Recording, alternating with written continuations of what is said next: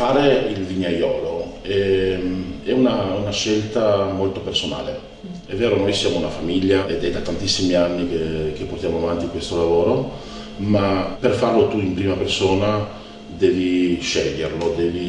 devono esserci dei momenti della vita che io li identifico in 2 o 3 eventi che sono passati quando ero ragazzo, che ti fanno scegliere questo lavoro, perché molto spesso è molto pesante come lavoro e quindi se non l'hai scelto tu e te l'hanno imposto perché la famiglia fa quello, molto spesso poi non funziona. Quindi la vocazione deve arrivarti da eventi della vita.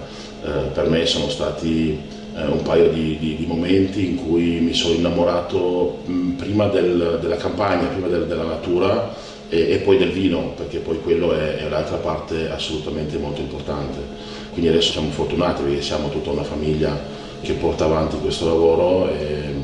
ed è anche una soddisfazione sia dal punto di vista personale che familiare, insomma, ecco. Il mio rapporto col territorio è molto intimo, nel senso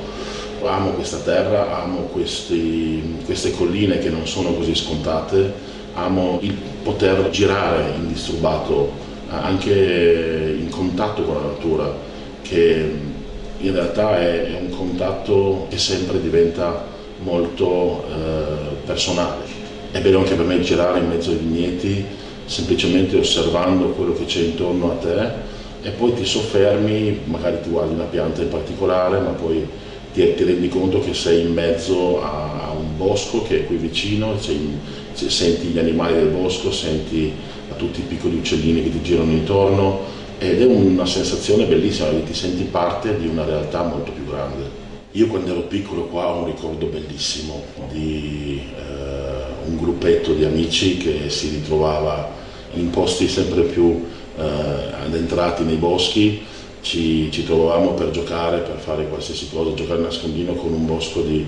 7-8 ettari è sicuramente una cosa bellissima e questo mi fa sorridere ogni volta. Le combinavamo tutti i colori, ma ci divertivamo veramente fra di noi.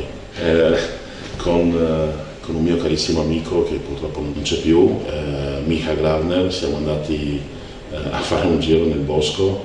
e ci siamo quasi persi finché praticamente non siamo arrivati fuori dall'altra parte, solo che entrambi dovevamo essere a casa parecchio tempo prima e quindi per tornare ci abbiamo messo parecchio tempo. Ricordatevi che non c'erano cellulari quella volta e non c'era neanche Google Maps, quindi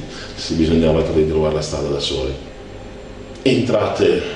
nella natura, entrate nei vigneti, andate nei boschi, state in contatto con la natura anche da soli